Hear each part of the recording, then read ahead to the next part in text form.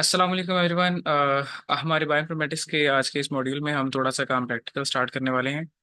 और प्रैक्टिकल काम स्टार्ट करने से पहले हम थोड़ा सा सीक्वेंसिंग टेक्नोलॉजीज और सीक्वेंसिंग होती है इसके बारे में जानेंगे, और देन इंशाल्लाह हम हमारे बायोइन्फॉर्मेटिक्स के जो कुछ फेमस फाइल फॉर्मेट्स हैं उनमें से एक दो फाइल फॉर्मेट्स को देखेंगे। दैन हम देखेंगे किस तरह से हम जीन एक्सप्रेशन का डेटा डायरेक्टली एनसीबीए से डाउनलोड करते हैं, या हम फास्टा फाइल या फास्ट क्यू फाइल है जो हमारे पास सीक्वेंसिंग की फाइल्स होती हैं एनसीबीआई से कैसे डाउनलोड करते हैं, और इनकी कुछ एनालिसिस के हम प्रोसेस आज डील करेंगे इंशाल्लाह। ओके, अगर आप लोगों को मेरी स्क्रीन नजर आ रही है तो मुझे आप लोग थम्स अप करेंगे यहाँ पे।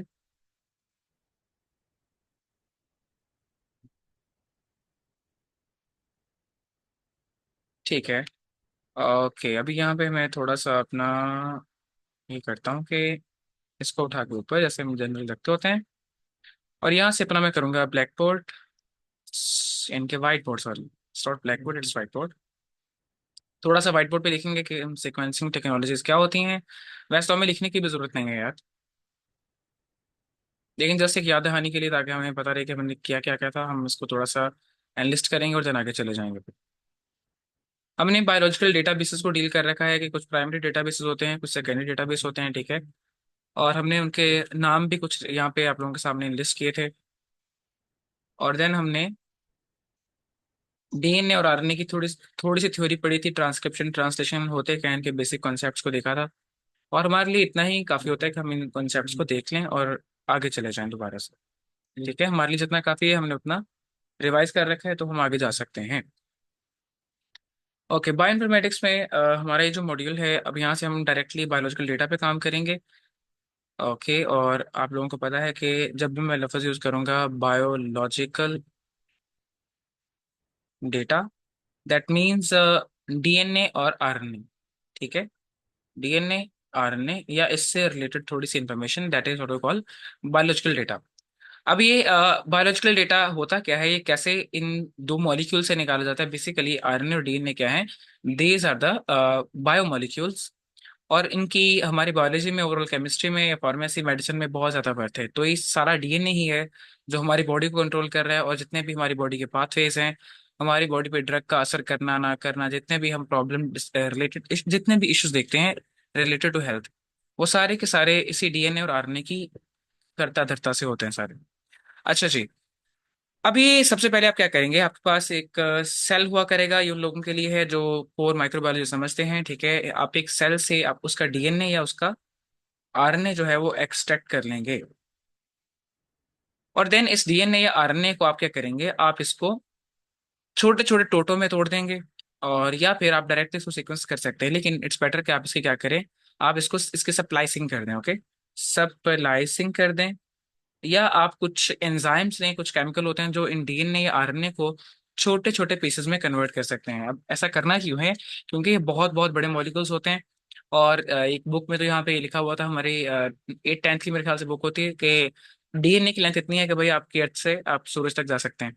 तो अगर इतना बड़ा मॉलिक्यूल होगा तो उसको सीक्वेंस करना थोड़ा सा डिफिकल्ट रहेगा हमारे लिए। हम क्या करते हैं, हम डीएनए को पूरा सीक्वेंस नहीं करते, बल्कि उसको पीसेस में पहले ब्रेक कर लेते हैं, और देन उसके बाद या स्प्लाइसिंग करते हैं। इसकी स्प्लाइसिंग के बाद कुछ सीक्वेंसिंग मशीन्स होती हैं, मशीनरीज होती हैं, जिनके जरिए से हम इसकी सीक्वेंसिंग करते हैं उन छोटे पार्ट्स की।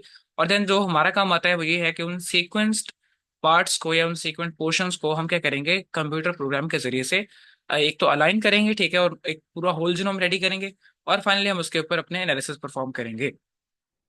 तो पहले ये सप्लाइसिंग होगी, सप्लाइसिंग के बाद हम इसके क्या करवाएंगे, सीक्वेंसिंग। अभी सीक्वेंसिंग जो टर्म है इसका बहुत बड़ा मतलब है। सीक्वेंसिंग पुराने दौरों में कैसे की जाती थी उससे हमारा कोई कंसर्न नहीं है, ठीक है। पायरो सीक्वेंसिंग क्या है, वो नो कंसर्न।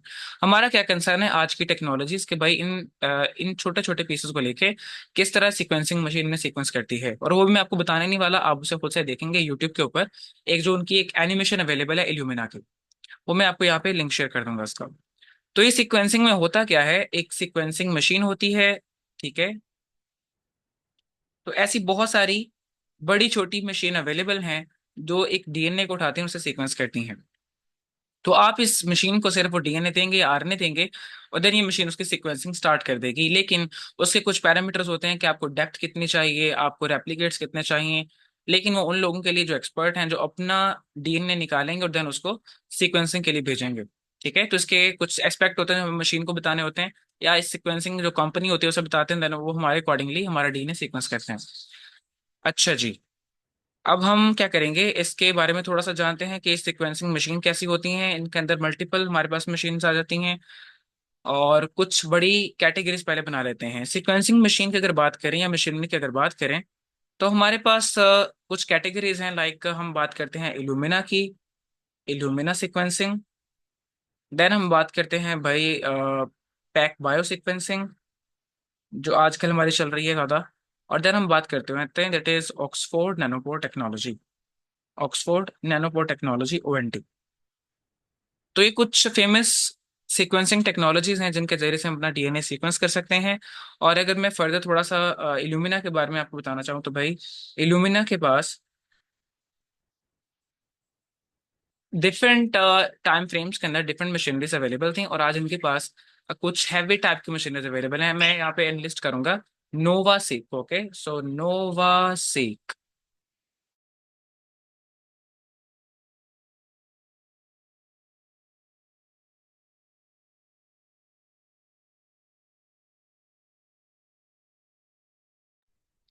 तो ये जो नोवा सीक है ना भाई, ये आपकी नोवा सीक आजकल की सबसे मेरे ख्याल से फेमस चल रही है मशीन। ये बहुत बड़ी मशीन है, और ये बड़े से बड़े डीएनए के पीसेस को भी सीक्वेंस कर सकती है, और अच्छी क्वालिटी के साथ। ठीक है, डीएनए की सीक्वेंसिंग में कुछ चीजें देखी जाती हैं, लाइक कि जो मशीन सीक्वेंसिंग कर रही है वो कितनी क्वालिटी से सीक्वेंस कर रही है, तो क्वालिटी हमें कितनी मिल रही है। पहला एक्सपेक्ट करेगा भाई हमें क्वालिटी कितनी मिल रही है सीक्वेंसिंग से। देन हम ये देखेंगे कि भाई हमारी जो सीक्वेंसिंग है वो पेयर एंड हो रही है, सिंगल एंड हो रही है। ओके, पेयर एंडेड सीक्वेंसिंग भी होती है, पेयर एंडेड सीक्वेंसिंग, और हमारे पास सिंगल एंडेड सीक्वेंसिंग भी होती है, सिंगल एंडेड। देन हमारे पास डेप्थ देखी जाती है डीएनए की।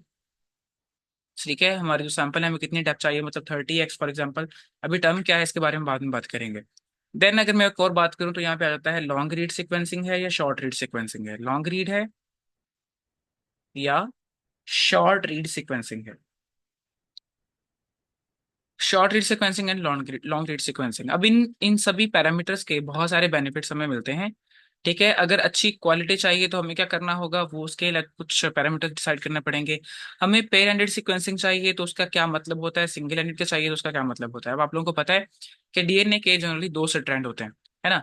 एक होता है फॉरवर्ड स्ट्रैंड, एक होता है रिवर्स स्ट्रैंड। अब इसी के हिसाब से ऐसे दो स्ट्रैंड होते हैं ना, आप या तो दोनों स्ट्रैंड्स की, ऐसा हम एज्यूम कर रहे हैं अभी, ओके, आप या तो दोनों की सीक्वेंसिंग करवा सकते हैं, या फिर आप किसी एक स्ट्रैंड की सीक्वेंसिंग करवा सकते हैं, बेस्ड ऑन योर इंटरेस्ट, आप कितनी चाहते हैं। अब आप ये डिपेंड करता है आपके पास पैसा कितना है। आपके पास ज्यादा पैसे हैं आप पेयर एंडेड करवा लें, आपके पास कम पैसे सिंगल एंडेड करवा लें।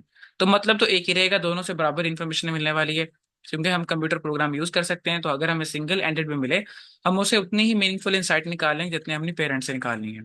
देन डेप्थ कितनी चाहिए, डेप्थ भी डिपेंड करता है कि भाई आपके पास कितना पैसा है। ठीक है, जितना पैसा है आप उतनी महंगी सीक्वेंसिंग पे करवाते रहें। और इन 30x सीक्वेंसिंग अगर मैं बात करूँ, 30x डेप्थ की बात करूँ, तो ये बनता है तकरीबन 90 billion base calls, 90 billion base calls, या आप ये कह लें 90 billion data point, 90 billion data points. Okay, तो ये 90 बिलियन डेटा पॉइंट्स आपके बन सकते हैं 30x स्टेप पे। लेकिन ये आपको डिसाइड करना है आपका बजट कितना है।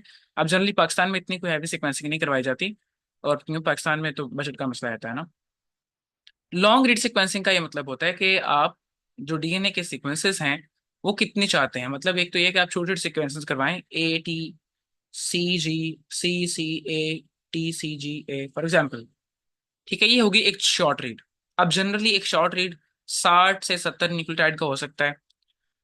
ओके, देन एक लॉन्ग रीड जो है उसके अंदर आपके पास 500 बेसिस हो सकती हैं, 1000 हो सकती हैं, 5000, 10,000। तो ये डिपेंड करता है कि आप कितने ज्यादा उनसे रीड डिमांड करते हैं। तो ये सीक्वेंसिंग टेक्नोलॉजीज के ऊपर डिपेंड करता है, आपके पास सीक्वेंसिंग टेक्नोलॉजी कैसी है, आप कितनी क्वालिटी चाहते हैं। आप उसकी बेस पे डिसाइड करें कि आपको पेयर एंड रीड चाहिए, या आपको लॉन्ग रीड चाहिए, या आपको शॉर्ट रीड चाहिए। आप जो चाहेंगे आपको मिल जाएगा। अल्टीमेटली बात आ जाएगी क्वालिटी के ऊपर या पैसे के ऊपर। ठीक है, दोनों ही चीजों का आपको इंश्योर करना है, आप क्वालिटी भी मेंटेन रखवाएं, और देन आपकी जो बजट है या आपकी इकोनॉमी है वो भी प्ले करें आप साथ में, ताकि बजट कम से कम आए आपका। शॉर्ट रीड सीक्वेंसिंग से हमें ज्यादा क्वालिटी मिल जाती है, लॉन्ग रीड सीक्वेंसिंग में आपकी क्वालिटी थोड़ी कंप्रोमाइज हो जाती है। अब ये कैसे होता है, सीक्वेंसिंग टेक्नोलॉजीज के साइकिल होते हैं। जब मशीन सीक्वेंसिंग कर रही होती है तो उसके पास एक प्रोसेस है सीक्वेंसिंग करने का, ठीक है। जब वो छोटे छोटे रीड को सीक्वेंस करती है वो बहुत अच्छी क्वालिटी के साथ करती है, जब वो बड़े रीड को सीक्वेंस करती है तो वहां पे उसकी क्वालिटी कंप्रोमाइज हो जाती है। अच्छा खैर, तो ऐसी ही हमारे पास सीक्वेंस करने वाली मशीन है नोवा सीक, और इसकी बहुत सारी हमारे पास वर्जन है इल्यूमिना के, माई सीक, हाई सीक, ठीक है। तो आप उसके बारे में चेक करें कि हमारे पास इल्यूमिना की कौन कौन सी छोटी बड़ी मशीनरी अवेलेबल है जो सीक्वेंसिंग कर सकती है। या आप साथ में ये भी देखिएगा कि भाई हमारे पास कितनी तरह के सीक्वेंसिंग के पैरामीटर्स हो सकते हैं जो हम डिसाइड करेंगे जब हम अपना सैंपल सीक्वेंस करवाएंगे। अच्छा जी, तो ये तो हो गया भाई सीक्वेंसिंग इल्यूमिना के थ्रू जो हम करते हैं। और इल्यूमिना जनरली सबसे ज्यादा क्वालिटी देने की सलाहियत रखती है। इल्यूमिना एक बहुत बड़ा ग्रुप है भाई, ठीक है। इल्यूमिना जो कंपनीज है ना, इल्यूमिना कंपनीज बहुत ज्यादा अच्छा काम करती हैं। नहीं, मुझे यहाँ पे कोई नोट ऐड नहीं करना है बाय द वे, इसको डिलीट करो। मैं सिर्फ इसको चाहता हूँ कि ये यहाँ से ऊपर मूव कर जाए। ओके, तो यहाँ पे मैं इसको थोड़ा सा जूम कर लेता हूँ। ओके, अब ये तो इल्यूमिना हो गई। देन हमारे पास जो पैक बायो है या ऑक्सफोर्ड नैनोपोर टेक्नोलॉजी है, इनके अंदर भी ऐसे ही पैरामीटर्स हैं और आप इनको यूज कर सकते हैं अपनी मर्जी के मुताबिक। ऑक्सफोर्ड नैनोपोर टेक्नोलॉजी के बारे में कुछ फैसिनेटिंग फैक्ट्स हैं, आप उनके बारे में चेक कीजिएगा। केस को हम पोर्टेबल सीक्वेंसिंग क्यों बोलते हैं और इसे हम ज्यादा इस्तेमाल क्यों नहीं कर पा रहे, हालांकि ज्यादा बेनिफिशियल हो सकती है। तो वहां पे क्या ड्रॉबैक्स हैं ऑक्सफोर्ड नैनोपोर टेक्नोलॉजी में, और इल्यूमिना सबसे बेस्ट चॉइस क्यों है अभी तक। अच्छा, अब ये इल्यूमिना जो है ना, ये आपको 99%, 99.9%, 99.99% तक की या इससे भी इवन ज्यादा की एक्यूरेसी दे सकती है। और इतनी एक्यूरेसी आपको इन सीक्वेंसिंग टेक्नोलॉजीज में नहीं मिलती, इसलिए इल्यूमिना जो है वो अभी तक की बेस्ट चॉइस है। और ये 99% एक्यूरेट होना या इतना प्रिसाइज होना भी हमारे लिए कई दफा नुकसानदेह होता है। आप देखें कि 99% एक्यूरेसी हालांकि बहुत ज्यादा है भाई, अच्छा खासा कॉन्फिडेंस इंटरवल है, लेकिन हमारे लिए समटाइम ये भी प्रॉब्लमेटिक चीज बन जाती है जब हम डीएनए को सीक्वेंस करेंगे। जब वो मशीन बेस बताएगी कि भाई यहाँ पे ए आना चाहिए, यहाँ पे टी आना चाहिए, यहाँ पे सी आना चाहिए, उसको अगर वो 99% एक्यूरेसी से भी बता रही है ना फॉर एग्जाम्पल, और आप कितनी सीक्वेंसिंग करवा रहे हैं, 30x की डेप्थ की, मतलब 90 बिलियन बेस कॉल्स आपके पास आएंगे। तो 99% अगर एक्यूरेसी भी है, स्टिल देर इज 1% इनएक्यूरेसी जो आपकी तकरीबन 900 मिलियन बेसिस खराब कर सकती है। 900 मिलियन बेसिस, ओके, मैं क्या बोला, 900 मिलियन बेसिस को खराब कर सकता है आपका ये 1% एरर भी। इसीलिए आप एक्यूरेसी को लेके या क्वालिटी को लेके बहुत ज्यादा कंसर्न होते हैं। ओका, डन सीन है, आसान है। तो आपको क्या चाहिए, आपको अच्छी क्वालिटी की सीक्वेंसिंग चाहिए। इल्यूमिना क्वालिटी के मामले में सबसे टॉप पे जाती है और ये रिलेटिवली एक्सपेंसिव भी है। ऑक्सफोर्ड नैनोपोर टेक्नोलॉजी थोड़ी सी सस्ती पड़ जाती है आपको, लेकिन इसमें और बहुत सारे ड्रॉबैक्स हैं। छोटी सी मशीन होती है, आप थोड़ी टाइम में सीक्वेंसिंग करेंगे, 1-2 महीना यूज करेंगे, इसकी किट खराब हो जाएगी, आपका 4-5 लाख का नुकसान हो जाएगा दोबारा से। और पैक बायो के बारे में आप थोड़ा सा और चेक करेंगे खुद से। अच्छा, अब सर जी हम बात कर लेते हैं कि जब एक मशीन सीक्वेंसिंग करती है तो वो कैसी फाइल जनरेट करती है हमारे लिए। थोड़ा सा आप लोगों को चिल होकर बैठना है और ताकि हम इसे आसानी से कवर करें। तो जब एक मशीन सीक्वेंसिंग करती है वो क्या करती है, फॉर एग्जांपल ये एक छोटी सी मशीन है, इसे मैंने डीएनए दिया या इसे मैंने आरएनए दिया। आफ्टर सप्लाइसिंग, छोटे छोटे टोटे करने के बाद, तो इस डीएनए या आरएनए को क्या करेगी, सीक्वेंस करेगी और मेरे लिए एक आउटपुट फाइल जनरेट करेगी जिसको मैं रॉ फाइल बोलूंगा। ओके, रॉ फाइल मेरी फर्स्ट फाइल जो हो गई तकरीबन। अब मेरा नहीं कंसर्न के बैकएंड पे मशीन के अंदर कौन सा एल्गोरिदम फिट है, 0-1 के फॉर्म में जो वोल्टेज को कन्वर्ट इसने किया है वो इसकी मर्जी सारी। ठीक है, ये मशीन कैसे काम करती है मैं आपको एक वीडियो दिखाऊंगा, आपने इसे देखना है। और यहाँ पे सबसे इंपॉर्टेंट चीज है सीक्वेंसिंग बाय सिंथेसिस। ये जब मशीनें सीक्वेंसिंग करती हैं इनका एक प्रिंसिपल बहुत फेमस है, that is sequencing by synthesis. इसके बारे में आप लोग चेक करेंगे, what is sequencing by synthesis. Sequencing by synthesis, okay. और जब ये सीक्वेंसिंग कर रही होती हैं तो सिर्फ एक लाइट सिग्नल के बेस पे सीक्वेंसिंग करती हैं, जैसे हमारा आजकल डेटा ट्रांसमिट होता है ना लाइट के थ्रू, वैसे ही सीक्वेंसिंग भी लाइट सिग्नल के थ्रू ही कंडक्ट की जाती है। आपका केमिकल उठाया जाता है, उसके थोड़े से रिएक्शंस होते हैं, जब वो रिएक्शंस होते हैं तब लाइट एमिट होती है। उस लाइट के सिग्नल्स को आइडेंटिफाई किया जाता है सीक्वेंसिंग के लिए। और जितना ज्यादा सिग्नल स्ट्रॉन्ग रहेगा उतनी मशीन कहेगी कि भाई मैं इतनी ज्यादा श्योर हूँ, मतलब उतनी क्वालिटी हमें मिलने वाली है। तो ये इसकी एक वीडियो मैं आपको यहाँ पे प्ले भी कर दूंगा, या आप उसे खुद से देख सकते हैं। अच्छा खैर, हमें जो एक आउटपुट मिल सकती है that either could be a fast Q file, या वो एक फास्टा फाइल हो सकती है। अब ये फास्टा फाइल कब मिला करती थी, या फास्ट क्यू फाइल अब क्यों मिलती है? फास्टा फाइल पुराने दौरों की बात है, जब सांगर सीक्वेंसिंग थी, है ना, सैंगर भी बोलते हैं सांगर भी बोलते हैं। तो ये सैंगर सीक्वेंसिंग जब हुआ करती थी, तब उसकी आउटपुट हमें फास्टा फॉर्मेट में मिलती थी। लेकिन हमारे पास आज थोड़ी सी एडवांस टेक्नोलॉजीज मौजूद हैं जो हमें थोड़ा सा डीपर लेके जा सकती हैं, फास्टा से भी पहले की बात पे। फास्टा एक नेक्स्ट स्टेप चीज है जो हमें शायद एक लिमिटेड स्कोप तक लेके जाएगी, हम चीजों को इन डेप्थ नहीं स्टडी कर पाएंगे। ये जो फास्ट क्यू फाइल्स हैं, ये थोड़ी सी डिटेल्ड फाइल्स होती हैं और आप इनके थ्रू ज्यादा इन डिटेल एनालिसिस कर सकते हैं। That is why fast Q is recommended in these years. तो सेंगर सीक्वेंसिंग वगैरह वो तो सब फारिग होकर भाई अब क्या चल रहा है, इल्यूमिना चल रहा है या सीक्वेंसिंग बाय सिंथेसिस चल रही है। तो हमें क्या मिलेगा, हमें मिलेगी fast Q file. Then fast Q file मिलेगी, या हमें मिलेगी फास्टर फाइल, लेकिन हम क्या लेंगे भाई, फास्ट क्यू फाइल, क्वालिटी की फाइल्स लेंगे। तो ये फास्ट क्यू फाइल्स दिखती कैसी हैं? मैं इसका अगर स्ट्रक्चर ड्रॉ कर सकता हूँ थोड़ा सा, मुझे ट्राई करने दें यहाँ पे। हाँ ठीक है, यहाँ पे इतना तो जूम कर लिया मैंने। और अब मैं आपको यहाँ पे बताता हूँ कि ये फास्टा फाइल्स या फास्ट क्यू फाइल्स कैसी दिखती हैं। तो यहाँ पे मैं एक ब्लू कलर यूज कर लेता हूँ। तो ये जो फास्ट क्यू फाइल्स है ना, फास्ट क्यू फाइल्स जनरली इसका फॉर्मेट ऐसा होता है कि भाई एक लाइक एक फाइल है फॉर एग्जांपल, छोटा छोटा बन गया है। अरे चलो यार मिटा देते हैं, यहाँ पे ये काम नहीं कर रहा। ओके। तो ये जो फास्ट क्यू फाइल है फॉर एग्जांपल, ये एक फाइल है, आपके पास आउटपुट आई है, यहाँ पे एक ऐड सिंबल लगा होगा। वो जो सिंपल आपका जीमेल में नहीं होता, एट एट वो वाला सिंबल लगा होगा, और यहाँ पे कुछ इन्फॉर्मेशन होगी रिलेटेड टू डीएनए सैंपल या आरएनए सैंपल। वो जो आपने सीक्वेंसिंग के लिए सैंपल दिया है उसकी यहाँ पे इंफॉर्मेशन दी होगी। और देन उसके नीचे उसकी सीक्वेंसिंग स्टार्ट हो जाएगी, लाइक ATCGA फला फला फला, TTTCCC ऐसे सीक्वेंसिंग आ जाएगी। तो पहले क्या है, सबसे ऊपर हेडर, हेडर सेक्शन। और हेडर सेक्शन में एक फाइल स्टार्ट होगी एट सिंबल से, इस तरह से। और उसके आगे उसकी थोड़ी सी डिटेल्स के भाई सैंपल कैसा था, डीएनए था, आरएनए था, किससे कनेक्ट किया गया, स्पीशी क्या थी, या ऐसा भी नहीं, बल्कि अगर आप थोड़ा सा जाके स्टडी करेंगे you will get to know about that कि भाई ये जो ऐड सिंबल है इसके बारे में बताया जाता है कि किस मशीन से सीक्वेंसिंग की गई है, ठीक है, और कितनी डेप्थ पे की गई है, क्या इन्फॉर्मेशन हमें मिली है, वगैरह वगैरह and so forth. Okay, just give me one moment and I will get back to you guys.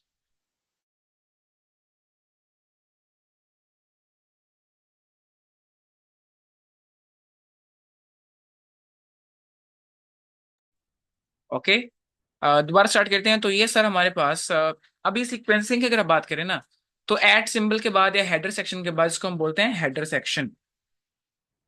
Header section. तो हेडर के बाद हमारे पास सीक्वेंस आ जाएगा, और ये सीक्वेंस यूं लाइक ATCCGGTAGA फॉर एग्जाम्पल ऐसे। देन हमारे पास इस लाइन के नीचे एक प्लस का सिंबल होगा, और प्लस के बाद यहाँ पे कुछ गैर मामूली चीजें आना शुरू हो जाएंगी, ठीक है। लाइक यहाँ पे एक स्लैश सिंबल आ गया, एक डॉट आ गया, एक स्टेरिक आ गया, और एक यूं ओपन ब्रैकेट यहाँ पे ऐसे, फिर यूं यहाँ पे ऐसे फॉर एग्जाम्पल। देन लेटर्स और तरह के, यहाँ पे एक सिस्टम शुरू हो जाएगा नीचे वाली लाइन में। अब ये जो नीचे वाला सिस्टम है ना, इसको मैं कलर चेंज करता हूँ इसके लिए। अपना माइक म्यूट रखिएगा काइंडली। ओके। तो ये जो नीचे वाली लाइन है ना, ये वाली, ये क्या बताती है, और ये ऊपर वाली लाइन क्या है? बेसिकली ऊपर वाली लाइन तो है हमारी सीक्वेंस, ठीक है, हमारी डीएनए की सीक्वेंस, हमारा रीड है ये। और नीचे वाली लाइन में हर एक बेस के पीछे क्वालिटी है, कि मशीन ने जब ये बताया कि भाई यहाँ पे एडेनिन है, तो उसको बताते वक्त मशीन कितनी क्वालिटी से ये चीज बता रही थी। जब मशीन ने कहा यहाँ पे थायमीन है, तब मशीन कितनी क्वालिटी से बता रही थी। जब मशीन ने यहाँ पे साइटोसिन को बताया, तब कितनी क्वालिटी से बता रही थी। तो ये हर एक छोटा लेटर जो है इसके पीछे, या एक छोटा डिजिट जो आपको नजर आ रहा है, एक सिंबल जो आपको नजर आ रहा है, इसके पीछे क्वालिटी का स्कोर है। वो क्या क्वालिटी का स्कोर है?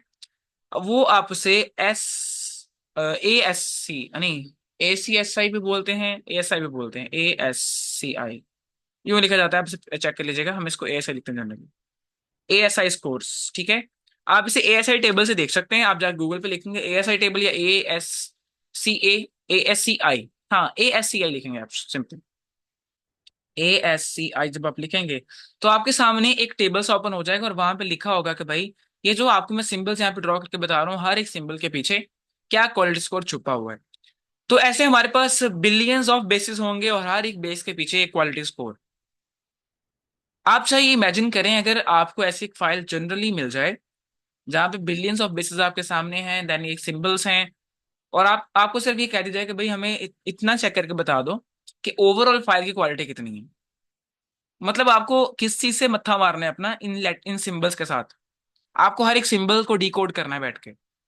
देन आप उसे कैलकुलेट करेंगे, एवरेजेस निकालेंगे, कुछ एल्गोरिथम अप्लाई करेंगे, देन जाके आप बता पाएंगे कि इस फाइल की कितनी क्वालिटी है, सीक्वेंसिंग के बाद हमें कितनी क्वालिटी मिल रही है, स्टार्ट पे क्वालिटी कितनी आ रही है, एंड पे क्वालिटी कितनी है। जब सीक्वेंस मशीन ने एक रीड बनाया है पूरा का पूरा, ठीक है, फॉर एग्जाम्पल ऐसे 60 बेसिस का एक रीड बना लिया मशीन ने, उसके स्टार्ट में क्वालिटी ज्यादा थी, ये एंड पे क्वालिटी ज्यादा थी, ये कम थी, एटसेट्रा एटसेट्रा, बहुत सा इन्फॉर्मेशन। और ये आप सारा काम करेंगे बिलियंस ऑफ बेसिस के लिए, तो आपकी अकल ठिकाने आ जाएगी। लेकिन अगेन ये एक खूबसूरती है बायोइन्फॉर्मेटिक्स की, कि हमारे लिए सिर्फ एक सिंगल लाइन की कमांड है, हम ऐसे क्वालिटी चेक्स कर सकते हैं इनके, और इन फाइल्स को प्रोसेस कर सकते हैं। तो एक तो आपको ये देखना है कि ASCI क्या टेबल क्या चीज है, और देन आपको ये देखना है कि भैया भैया भैया ये फास्ट क्यू फाइल्स एक्चुअल में पिक्टोग्राफी अगर देखना चाहें तो आप गूगल से कैसे निकालेंगे इसे। ओके, तो एक तो ये हो गया भाई सबसे important file which is fast Q file, इसको बोलते हैं रॉ फाइल्स। मैं क्या बोला? Raw files. और ये आपको कहाँ पे मिलेंगी? हमारा कंसर्न ज्यादा रहेगा NCBI से, national centre for biotechnology information, national centre for biotechnology information, NCBI। और NCBI की अगर बात करें, NCBI के अंदर जो डेटाबेसेस हैं उनमें फर्दर एक SRA हमारे पास डेटाबेस है, सीक्वेंस रीड आर्काइव, वहां पे आपको ये फास्ट क्यू फाइल्स मिल जाएंगी। जिस भी बंदे ने किसी ने एक्सपेरिमेंट किया है और उसने सीक्वेंसिंग करवाई है, उसका डेटा यहाँ पे अवेलेबल होगा SRA के ऊपर, सीक्वेंस रीड आर्काइव के ऊपर। ठीक है जी, आसान है, बहुत आसान है। अब नेक्स्ट जो हमारा फाइल फॉर्मेट है दैट इज फास्टा। अब ये फास्टा फॉर्मेट कैसा होता है? फास्टा की फाइल्स होती है हमेशा एक ग्रेटर देन के सिंबल से स्टार्ट होगी, और यहाँ पे कुछ रिलेटेड इन्फॉर्मेशन आ जाएगी। जैसे ऊपर था एक हेडर सेक्शन या हेडर, सबसे टॉप पे क्या आ जाएगा? हेडर आ जाएगा इसका भी। तो यहाँ पे आ गया भैया हेडर, और हेडर में ग्रेटर देन के सिंबल से स्टार्ट हुआ हेडर, और यहाँ पे कुछ information related to sample, related to read, कि भाई ये कौन सा रीड था, कौन से सैंपल से लिया गया सीक्वेंस है, ऐसी बहुत सारी इन्फॉर्मेशन यहाँ पे होगी। अब ये फास्टा फाइल, ये कोई एक सीक्वेंस हो सकता है, ठीक है, यहाँ पे बंच ऑफ सीक्वेंसेस नीचे हो सकते हैं, लेकिन इसमें क्या ब्यूटी है, इसमें आपको इन सिंबल्स के साथ मत्था नहीं मारना। ओके, यहाँ पे आपको क्या मिलेगा? यहाँ पे आपको डायरेक्ट सीक्वेंसिंग मिलेगी, ATTT, CCGATCGA, और यूं नीचे sequence sequence sequence sequence sequence, और मिलाकर एक छोटा सा सीक्वेंस आपको यहाँ पे इतना मिल जाएगा। फिर अगर एक फाइल में दो सीक्वेंसेस हैं, यहाँ पे एक नया हेडर आएगा, एक नया हेडर दूसरे सीक्वेंस के लिए, उसकी डिटेल्स के ये कौन सा सीक्वेंस है, किस किस सैंपल का सीक्वेंस है फॉर एग्जांपल, देन नीचे उसकी डिटेल, और यूं यूं यूं फिर सीक्वेंस। तो ऐसे करते करते एक बहुत बड़ी फास्टा फाइल बन जाएगी। और ये फास्टा फाइल जो है इसके बहुत सारे वेज हो सकते हैं बनाने के, इस मतलब इस फास्टा फाइल में बहुत सारी चीजों की इंफॉर्मेशन हो सकती है। अगर मैं यहाँ पे हाईलाइट करूँ तो एक फास्टा फाइल के अंदर आप न्यूक्लियोटाइड की सीक्वेंसेस को स्टोर कर सकते हैं। Nucleotide means adenine, thymine, cytosine, guanine वगैरह वगैरह वगैरह। ओके, तो ये कोर न्यूक्लियोटाइड की फाइल्स हो सकती हैं, या फिर इसके अंदर हमारे पास अमीनो एसिड या अमाइनो एसिड की सीक्वेंस भी हो सकती हैं। अमीनो एसिड भी पढ़ा जाता है, अमाइनो एसिड भी पढ़ा जाता है। और मुझे, मैंने अमीनो भी क्यों बोला, क्योंकि मुझे मेरे टीचर याद आ गए थे। ठीक है, अगर मेरे बाकी क्लासमेट्स को भी याद हो तो डॉक्टर शाहनवाज वो अमीनो एसिड पढ़ा करते थे। तो अमीनो या अमाइनो एसिड की सीक्वेंसेस भी ये हो सकती हैं। जैसे मैंने पहले बात की कि भाई न्यूक्लियोटाइड की अगर सीक्वेंस बात करें, उसमें भी दो कैटेगरीज बन सकती हैं। अगर तो सीक्वेंस है DNA का, तो यहाँ पे एडेनिन, थायमिन, साइटोसिन और गुआनिन, सिंपल है ना, वो बचपन की बातें, ATCG। और अगर ये सीक्वेंस है आरएनए का, तो इसमें फिर एडेनिन, थायमिन की जगह यूरेसिल ऐड हो जाएगा और बातें बाकी वही रहेंगी। तो एडेनिन आ जाएगा, यूरेसिल आ जाएगा, साइटोसिन एंड गुआनिन, एटसेट्रा। और अगर अमीनो एसिड की बात करें तो यहाँ पे 20 लेटर्स हो सकते हैं डिफरेंट पोजिशंस के ऊपर, based on the sequence. Okay, तो यहाँ पे इस तरह हमें सीक्वेंस देखने को मिलते हैं। तो यहाँ पे अमीनो एसिड सीक्वेंस हो सकता है, यहाँ पे न्यूक्लियोटाइड सीक्वेंस हो सकता है, न्यूक्लियोटाइड कुछ भी डीएनए और आरएनए। ठीक है, और देन ये सारी की सारी फाइल क्या कहलाएगी, that will be FASTA format. और ये क्वालिटी फाइल से नेक्स्ट स्टेप होता है हमारा। और जनरली इसको हम असेंबली भी बोलते हैं। ठीक है, असेंबली की फाइल होती है ये, या असेंबली के बाद हमें ऐसी फाइल मिलती है, या अलाइनमेंट के बाद हमें ऐसी फाइल मिलती है। तो ये थोड़ी सी इंप्रूव्ड फाइल होती है, और जिसके थ्रू आप डायरेक्ट अपने डाउनस्ट्रीम एनालिसिस स्टार्ट कर सकते हैं। लेकिन हमें काम स्टार्ट कहाँ से करना है, फास्ट क्यू फॉर्मेट से। Done done done done done. लेकिन ये कब करेंगे, जब हमारे पास एक लिनक्स का टर्मिनल आएगा, जब आप सभी लोग लिनक्स के यूजर बनेंगे, तब जाके मैं इसके ऊपर काम स्टार्ट करूंगा। वगरना उससे पहले हम कुछ और दो नंबरियां करने वाले हैं। अच्छा, ये आपको फास्टा फाइल कहाँ से मिलेगी, ये भी आपको एनसीबीआई से मिल जाएगी।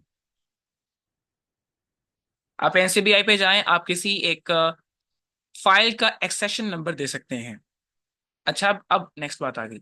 ये जितनी भी फाइल्स आपको मैं बता रहा हूँ ना, ठीक है, इनके पीछे कुछ इंफॉर्मेशन होती है, बेस इंफॉर्मेशन, इनके सैंपल की इंफॉर्मेशन, या उस प्रोजेक्ट में जिस ऑर्गेनिज्म को यूज किया गया उसकी इंफॉर्मेशन, या जब इनको सबमिट करवाया गया उस प्रोजेक्ट की इंफॉर्मेशन। तो ऐसी डिफरेंट इंफॉर्मेशन हो सकती हैं। किसी भी एक इंफॉर्मेशन को पकड़ के आप सारा का सारा प्रोजेक्ट एक्सट्रैक्ट कर सकते हैं। और सबसे जो अहम चीज होती है वो है एक्सेशन नंबर। जैसे आपका पाकिस्तान में एक आईडी कार्ड का नंबर है ना, वैसे ही एनसीबीआई के ऊपर हर एक सीक्वेंस फाइल का एक्सेशन नंबर है। ये बहुत बुरा लग रहा है यार, ब्लू सा कलर। एक तो वैसे ही ये मतलब डार्क बैकग्राउंड है, तो मैं इस ब्लू को अभी यूज नहीं करने वाला। दूसरा ब्लू कलर है बेहतर है इससे, या हम येलो ही यूज कर लेंगे। ओके जी, तो हम क्या बात करते हैं, जैसे हमारा आइडेंटिटी नंबर है, वैसे ही हर एक सीक्वेंस फाइल का क्या होता है भाई, हर एक सीक्वेंस फाइल का क्या होता है, each sequence file have its own accession number. Accession कहाँ से निकला है, एक्सेस से, कि भाई जिस नंबर के थ्रू आप इसे एक्सेस कर सकते हैं, एक्सेशन नंबर। अब ऐसा मेरा मतलब है, बाकियों का और भी हो सकता है। तो ये एक्सेशन नंबर क्या करेगा, हर एक फाइल को इंडिकेट करेगा इंडिविजुअली।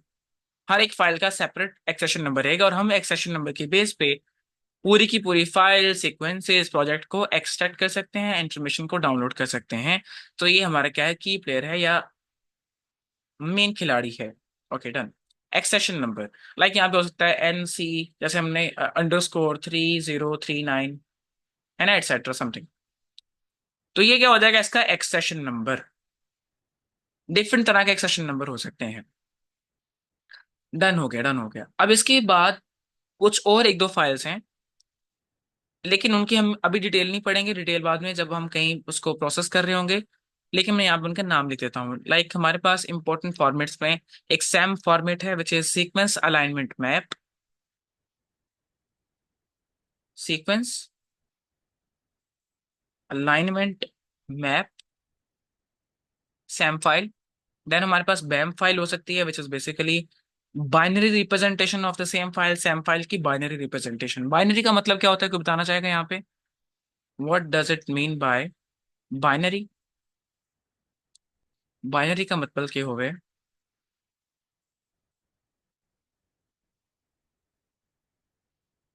अनम्यूट करें और बोले भैया। जी भाई। मैं कह रहा हूँ बाइनरी का मतलब क्या होता है। बाइनरी का 0 1। सिंपल, तो ये तो पूछना आप बोलते ही नहीं है। ओके, तो ये बैम फाइल जो है, ये सैम फाइल की क्या होती है। वरना पता नहीं, मैंने ये हैंड फ्री बता के ना वैसे माइक से बोला, पता नहीं वो स्पीकर से, हैंड फ्री वाले स्पीकर से आवाज नहीं जाती, या पता नहीं क्या इशू है। कोई मसला नहीं, और भाई चिल रहे हैं।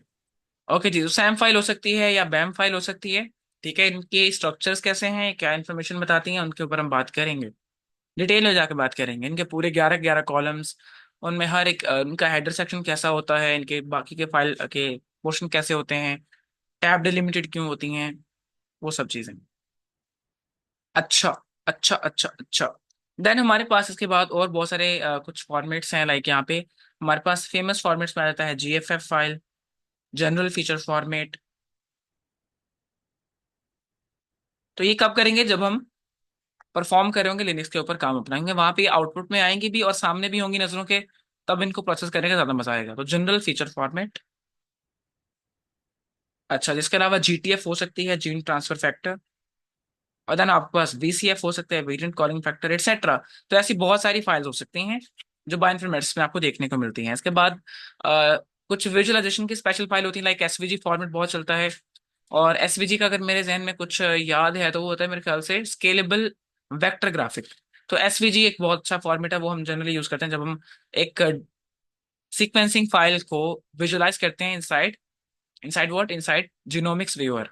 तो एसवीजी को हम जनरली यूज कर रहे होते हैं, scalable vector graphics. SVG scalable vector graphics. अब हम बात कर रहे होते हैं कवरेज की, ठीक है, या हम अप रेगुलेशन डाउन रेगुलेशन को देखते हैं, तो हम ऐसे फॉर्मेट्स को यूज करते हैं, विच is basically dot SVG files, scalable vector graphics. तो इनकी बहुत ज्यादा वर्थ है जिनोमिक्स व्यूअर के अंदर। जिनोमिक्स व्यूअर मतलब आईजीबी या आईजीवी। और हमारे लिए क्या इंपॉर्टेंट है, आईजीबी इंटीग्रेटेड जीनोम ब्राउजर, जो हम यूज करेंगे to visualise any kind of genome. आसान है भाई, आसान है, आसान है। इसके अलावा एक और इंपॉर्टेंट डेटाबेस जो हम यूज करने वाले हैं एनसीबीआई का, दैट इज जियो। जीओ।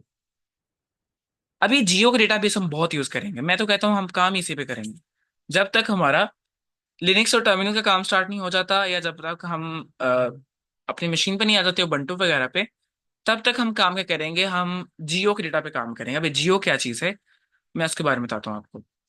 तो अब बात आ गई भाई जियो के ऊपर।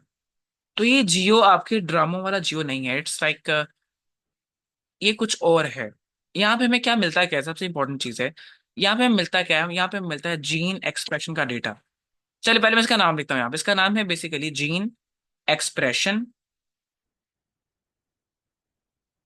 ओमनी बस। कौन सी बस है ये, ओमनी बस। जीन एक्सप्रेशन ओमनी बस, और यहाँ पे हमें एक्सप्रेशन का डेटा मिलता है, जीन एक्सप्रेशन का डेटा। अभी जीन एक्सप्रेशन का मतलब समझा सकते हैं मुझे हरुण भाई आप, व्हाट इज जीन एक्सप्रेशन?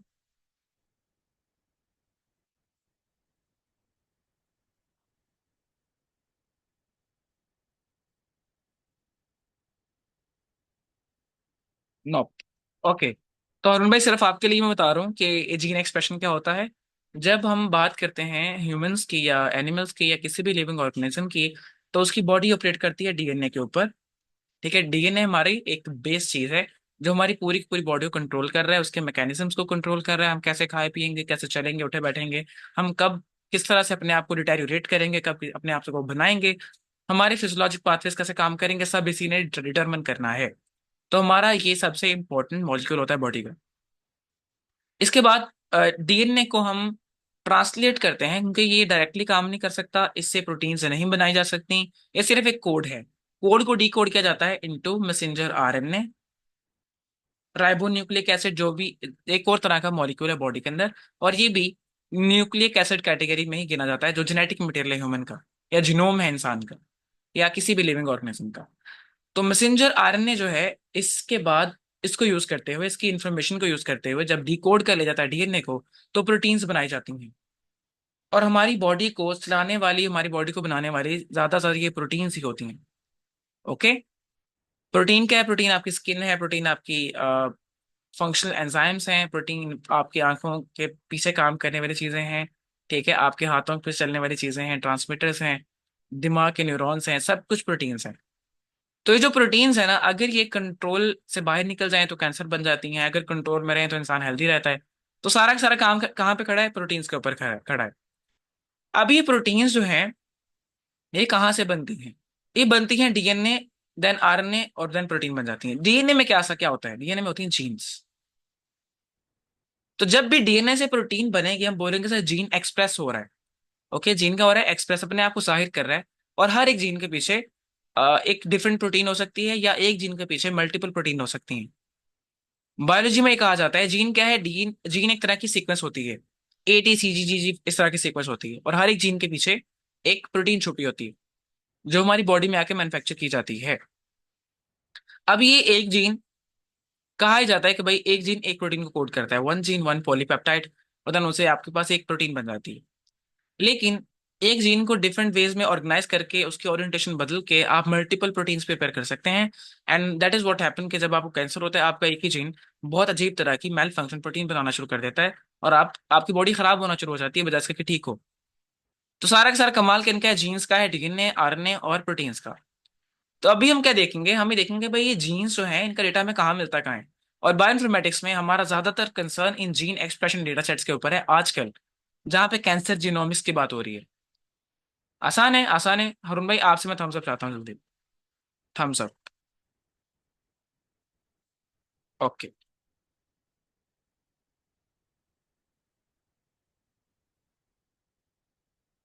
इन लॉग की रिपोर्ट्स प्रोटीन्स का काफी वास्ता रहा है। ओके, चले जी। अभी नेक्स्ट आ गया हमारे पास जीन एक्सप्रेशन ओमनीबस, यहाँ से हम निकालेंगे जीन एक्सप्रेशन का डेटा। और यहाँ पर आप ये कह सकते हैं जीन एक्सप्रेशन मैट्रिक्स या क्वांटिफिकेशन मैट्रिक। अब ये क्या चल क्या रहा है, चलें इसके भी डेटा की बाद में बात करते हैं। मैं आपको कुछ एक और थोड़ी सी इंफॉर्मेशन देता हूँ कि ये जीन एक्सप्रेशन डेटा कैसे कलेक्ट किया जा सकता है, कैसे हम ये डेटा बना सकते हैं, या कौन सी सीक्वेंसिंग टेक्नोलॉजीज हैं जिनके बाद हम ये डेटा बना सकते हैं अपने पास, क्योंकि बहुत इंपॉर्टेंट है आजकल हमारी इसी पे रिसर्च होती है ज्यादातर। चलें, जीन एक्सप्रेशन तक पहुंचने के लिए हम क्या कर सकते हैं? जीन एक्सप्रेशन हासिल करने के लिए सर हम दो तरह के पाथवे अडॉप्ट करेंगे। That could be as a DNA microarray, DNA microarray, okay, और that could be RNA sequencing. कोई मेरा सीनियर माइक्रोबायोलॉजिस्ट या मेरा जूनियर या मेरा क्लासमेट माइक्रोबायोलॉजिस्ट मुझे बता सके कि इनमें क्या डिफरेंस है, what is RNA sequencing and what is DNA micro array. इनका बायोलॉजी का कॉन्सेप्ट इसलिए मैं आपसे पूछ रहा हूँ, अगर मैं बाकियों से पूछ लेता हूँ।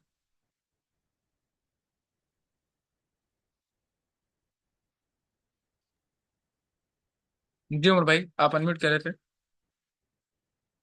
आपने डीएनए और आरएनए में डिफरेंस मेजर पूछा है ना? डीएनए माइक्रो अरे में क्या डिफरेंस है और आरएनए सीक्वेंसिंग में, मतलब डीएनए माइक्रो अरे और आरएनए सीक्वेंसिंग इनमें क्या डिफरेंस है? नहीं सी भाई, ये मुझे भी नहीं पता।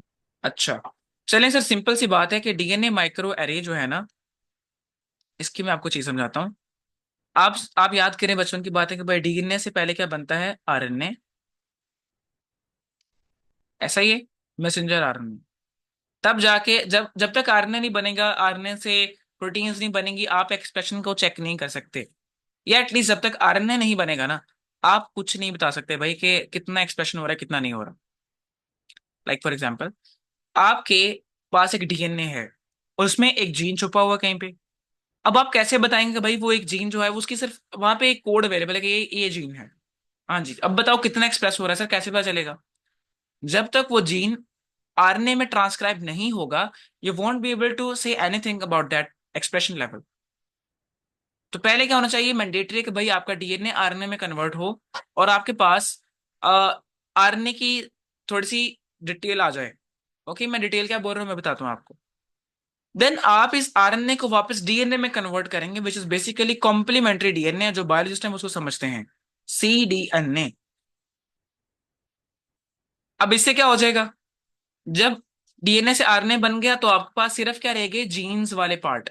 देखें, मैंने लास्ट लेक्चर में बात की थी भाई, पूरा डीएनए जो होता है उसमें जीन्स भी होते हैं और उसमें नॉन कोडिंग रीजन्स और इंटरॉन्स वगैरह भी इन्वॉल्व होते हैं। लेकिन जब डीएनए से आरएनए बन जाता है, आरएनए सिर्फ वो इन्फॉर्मेशन है जो जेनेट जीन्स की इन्फॉर्मेशन है, इसमें नॉन कोडिंग रीजन्स, ठीक है, बाकी के इंट्रॉन्स वगैरह इन्वॉल्व नहीं होते। आरएनए क्या कोड रखता है अपने अंदर? मैसेंजर आरएनए, मैसेंजर आरएनए के पास कोड है प्रोटीन्स का या जीन्स का डायरेक्टली। तो बाकी सारी इंफॉर्मेशन फिर गई, इसमें सिर्फ क्या है? सिर्फ जीन्स है, तो आप बच गए। अब आपको पूरे के पूरे डीएनए के ऊपर काम नहीं करना, आपका जीन्स आ गया, जीन्स के ऊपर काम करें। अभी जीन कितना एक्सप्रेस हो रहा है, ये तो आरएनए है सर, हमें जीन कैसे समझ में आएगा? तो फिर ऐसा करते हैं, पहले आरएनए बन गया, अब आरएनए को वापस रीकोड कर लेते हैं into DNA, which is basically complementary DNA. और ये मैं उनके लिए रिपीट कर रहा हूँ जो यहाँ पे बायोलॉजिकल बैकग्राउंड से नहीं है, एंड हाईलाइट करूंगा हरुण भाई आपके लिए। आरएनए को वापस रिकोड करके हम डीएनए पे चले जाएंगे, लेकिन इस बार हमारे पास जो इन्फॉर्मेशन आएगी वो हमें क्या बताएगी कि भाई इस आरएनए के पीछे कौन सा जीन था और वो कितनी बार दुनिया आपके सामने आ रहा था। तो एक्सप्रेशन लेवल की इंफॉर्मेशन मिलना शुरू हो जाएगी, and that is what we call complementary DNA library, और सीडीएनए लाइब्रेरी इसको बोला जाता है। और अगर आप शोमूस बायोलॉजी एक यूट्यूब चैनल है, मैं यहाँ पे रेकमेंड करता हूँ शोमूस बायोलॉजी एक यूट्यूब चैनल है, और ये एक इंडियन माइक्रोबायोलॉजिस्ट है बेसिकली, और 2.1 मिलियन के करीब पे सब्सक्राइबर्स हैं। आप इनके यूट्यूब, बल्कि इनके, इसके नहीं इनके, ये मेरे टीचर भी है ना, तो इनके यूट्यूब चैनल पे जाएं और इनकी वीडियोस देखें। कॉम्प्लीमेंट्री डीएनए लाइब्रेरी के ऊपर सीडीएनए लाइब्रेरी क्या होती है, डीएनए आरएनए क्या होता है, मैसेंजर आरएनए क्या होता है, और ये सब इन्फॉर्मेशन जो भी हम बात कर रहे हैं आपको काफी ज्यादा डिटेल देखने को मिलेगी। अगर आप यहाँ पे नहीं जाना चाहते, there is one thing another, Unacademy. Unacademy, आप पीजी लिखेंगे ना, पोस्ट ग्रेजुएट, आपको वहां पे काफी ज्यादा वीडियोस मिलना शुरू हो जाएंगे अन अकेडमी की, जो काफी इन डिटेल वीडियोस होंगी और आप उनसे अच्छे खासे कॉन्सेप्ट ले सकते हैं। आसान, बहुत आसान है। अभी जो कॉम्प्लीमेंट्री डीएनए आएगा ना, ये इसमें सिर्फ क्या है, इसमें सिर्फ जीन्स हैं। अब आप समझ लें, कॉम्प्लीमेंट्री डीएनए किसकी रिप्रेजेंटेशन है, सिर्फ जीन्स की, इसमें इंट्रॉन्स एक्सॉन्स नहीं है। और आप इसकी कैलकुलेशन करके डायरेक्टली जीन एक्सप्रेशन को स्टडी कर सकते हैं। आसान है, नहीं पॉइंट समझ में आया तो भाई कोई मसला नहीं है यार, चिल सीन है, यूट्यूब पे जाके वीडियोस देखना, मैं आपको भेजूंगा, आपके कॉन्सेप्ट पक्के हो जाएंगे। लेकिन हम यहाँ पे बायोइन्फॉर्मेटिक्स काम करने वाले हैं, ना कि बायोलॉजी वाला। बायोलॉजी के मॉड्यूल बाद में रखेंगे, माइक्रो मॉलिक्यूलर बायोलॉजी या जितने भी और सिस्टम बायोलॉजी वगैरह। What a person he is, Shomu, make you understand most difficult process in, बेशक। तो ये अब्दुल रहमान भाई ने ना उनकी डेफिनेशन यहाँ पे कर दी है। तो बिल्कुल ऐसा ही है, वो सिर्फ 10 मिनट की वीडियो बनाएंगे, उनकी 10 मिनट की वीडियो, और वहां पे आप पूरा का पूरा बायोलॉजी का कॉन्सेप्ट समझ जाएंगे। एग्जैक्टली ऐसा ही है, वो बहुत अच्छा पढ़ाते हैं। ओके जी, सीडीएनए लाइब्रेरीज जो होती हैं, आप इनके थ्रू एक्सप्रेशन लेवल चेक कर सकते हैं। क्या करना होगा, आप कॉम्प्लीमेंट्री डीएनए को, फॉर एग्जांपल ये कॉम्प्लीमेंट्री डीएनए आपका, ओके, आप क्या करेंगे, कॉम्प्लीमेंट्री डीएनए के साथ कुछ मार्कर्स ऐड करेंगे, ठीक है, कलर मार्कर्स ऐड करेंगे। और एक कलर मार्कर्स क्या कर सकते हैं, खैर आप इसको प्रोब भी बोल सकते हैं, डीएनए प्रोब बोल सकते हैं, ये कलर मार्कर्स हो सकते हैं, आइडेंटिफायर्स हो सकते हैं, आपके लिए जो लफ्ज, इंडिकेटर्स भी हो सकते हैं, आप इंडिकेटर बोलेंगे। आप इन डीएनए के साथ इंडिकेटर मॉलिक्यूल लगाएं, और देन आपके पास ना micro D micro sorry micro क्या उसका, डीएनए माइक्रो रे, हाँ, माइक्रो रे की प्लेट्स होती हैं, उसमें अगेन कुछ डीएनए मॉलिक्यूल्स होते हैं। जब ये कॉम्प्लीमेंट्री डीएनए जाके उनसे बाइंड करेंगे, तो वहां पे हाइब्रिडाइजेशन होगी, और बाद में आप उसको धो दें, ठीक है, सिर्फ वो चीजें रहेंगी जो इनके साथ अटैच कर जाएंगे। आप ये कैसे होता है प्रोसेस है पूरा, खैर आपने देखना कि डीएनए माइक्रोरेज चलता है कैसे, ओके। अच्छा, ये जाके उनसे बाइंड करेंगे, वहां पे हम उसको कलर को डिटेक्ट करना शुरू कर देंगे सिंपली, और जो जो डीएनए बच जाएंगे, हम उनका एक्सप्रेशन लेवल चेक करेंगे कैसे होता है। दैट इज अगेन टेक्नोलॉजी है, तो उसको पढ़ना पड़ेगा। लेकिन अगेन हम इसके ऊपर भी बात नहीं करते आजकल, हमारा काम है आरएनए सीक्वेंसिंग ज्यादातर। तो डीएनए माइक्रोरे एक पॉसिबल वे हो सकता है। आरएनए सीक्वेंसिंग में आप क्या करेंगे, आप आरएनए लेंगे, ठीक है, आरएनए की स्प्लाइसिंग करेंगे, छोटे छोटे टोटो में तोड़ेंगे, और सीक्वेंसर को दे देंगे, सीक्वेंसिंग मशीन को दे देंगे, और वो डायरेक्टली आपको उसकी आउटपुट निकाल के दे देगी, भाई इसमें ये चीजें अवेलेबल हैं। और वो जो उसकी आउटपुट आएगी ना, आउटपुट को हम थोड़ा सा मॉडिफाई करेंगे, और हमारे पास एक चीज बन जाएगी which is what we call count matrix. मैं क्या बोला, काउंट मैट्रिक्स, काउंट मैट्रिक्स, ये लफ्ज हिफ्स कर लें, काउंट मैट्रिक्स, काउंट मैट्रिक्स। तो ये काउंट मैट्रिक्स आप आरएनए सीक्वेंसिंग के थ्रू भी बना सकते हैं, ये काउंट मैट्रिक्स आप डीएनए माइक्रो अरे के थ्रू भी बना सकते हैं। लेकिन जो चीज ज्यादा एफिशिएंटली काम करे आप उसकी तरफ जाएं, and I recommend using RNA sequencing. तो आपके पास जब काउंट मैट्रिक्स आ जाएगा, तो आप इसके थ्रू जीन एक्सप्रेशन को स्टडी कर सकते हैं कि भाई कौन से जीन्स है बॉडी में जो स्पेसिफिक कंडीशन में अप रेगुलेट हो रहे हैं, स्पेसिफिक सिचुएशन में डाउन रेगुलेट हो रहे हैं। और अगर आप इतना बता पाते हैं, आप डायरेक्टली कैंसर की स्टडीज कर पाएंगे, या और जितने, कैंसर बार बार क्यों लफ्ज यूज करता हूँ, कैंसर इस वक्त का हॉट टॉपिक है, और हर बंदा चाहता है कि इसके ऊपर काम किया जाए। और क्या होगा अगर आप यहाँ पे ये बता पाते हैं कि सर ये फलां जीन है जो कैंसर में अप रेगुलेशन शो कर रहा है, और ये है वो जीन जिसकी वजह से कैंसर हो रहा है। तो आपको ओवरऑल बड़े बड़े जनरलाइज प्रोटोकॉल के ड्रग बनाने की जरूरत नहीं है। You can actually manufacture one drug जो डायरेक्टली जाकर उस जीन को इनएक्टिवेट कर दे, उसको इनहिबिट कर दे, उसकी फंक्शनैलिटी को स्टॉप कर दे। और आप कम पैसों में या थोड़ा से लो डोज ड्रग यूज करते हुए या नैरो स्पेक्ट्रम ड्रग यूज करते हुए बंदे को ठीक कर लें। कैंसर के ड्रग्स में क्या मसला क्या है सबसे बड़ा, कि वो ब्रॉड स्पेक्ट्रम होते हैं, जब बंदा खाता है तो बंदा खत्म हो जाता है वैसे। और अगर आप ये प्रोसेस अप्लाई कर पाते हैं, आप प्रिसीजन मेडिसिन के कॉन्सेप्ट को ऑप्ट कर पाएंगे, और लोग कर रहे हैं इसे। और मैं लास्ट टाइम भी शेयर किया था कि भाई रिसेंट एक मैंने न्यूज पढ़ी है कि क्लिनिकल ट्रायल में जितने लोग थे कैंसर के पेशेंट्स, वो एक स्पेसिफिक ड्रग के अगेंस्ट सारे के सारे ठीक हो गए। तो वो किसका नतीजा है, प्रिसीजन मेडिसिन का, कि आपने प्रिसाइजली कुछ स्पेसिफिक जीन को टारगेट करते हुए ड्रग मैन्युफैक्चर किया और उसने जाकर उसको इनहिबिट एंड एक्टिवेट कर दिया, और आप उससे बच गए। या अगर कोई जीन लो डाउन रेगुलेशन में है, आप उसे उसके एक्सप्रेशन को बढ़ा सकते हैं सम काइंड ऑफ साइकिल को यूज करते हुए। डन। इतना आसान है, इतना आसान है। थम्स अप करें जल्दी से, ताकि मैं आपको एनसीबीआई के ऊपर लेके चलूं, हम कुछ डेटा सेट डाउनलोड करें। Everyone show me thumbs up. तो ये बहुत मजे का कॉन्सेप्ट है यार।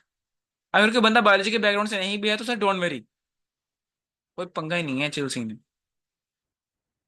तो ये काउंट मैट्रिक्स बहुत बेटर करता है। फिर एक और चीज, ये काउंट मैट्रिक्स होता है ना, ये काउंट मैट्रिक्स किस नॉर्मलाइजेशन मेथड के थ्रू नॉर्मलाइज किया गया है। अब आप लोगों को पता है, आप लोग तो डेटा साइंस के यार गुरु है ना, सभी सभी गुरु गुरु हैं।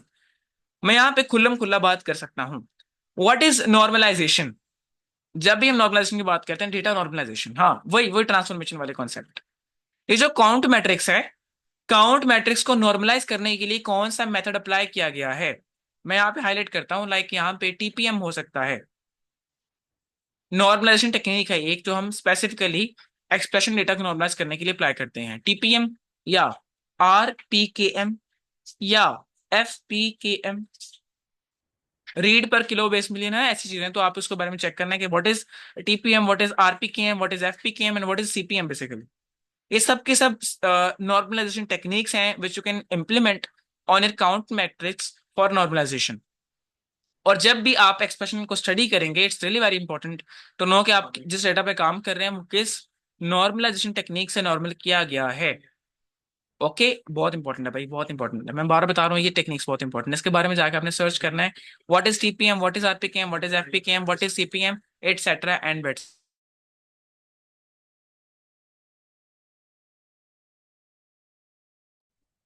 ओके, अब इतना काफी है, हमने काफी कुछ देख लिया कि भाई सीक्वेंसिंग टेक्नोलॉजीज क्या होती हैं, Illumina, Oxford Nanopore and PacBio technologies.